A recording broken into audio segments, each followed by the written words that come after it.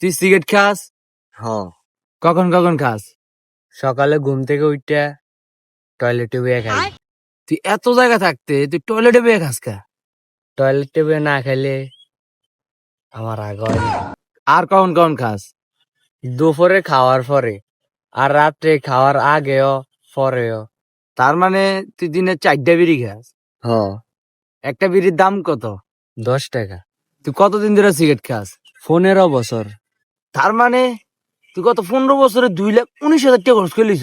হ তুই এই টিয়া যদি ব্যাংকে জমা রাখতি, ইন্টারেস্টের পর তোর কাছে ভরপুর টিয়া থাকতো। আর এই টিয়া দিয়ে তুই 17 Pro Max কিনতে পারতি। তুই সিগারেট খাস? না। তাহলে তোর আইফোন কো?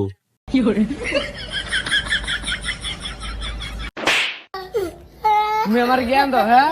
তুমি জ্ঞান দাও আমারে।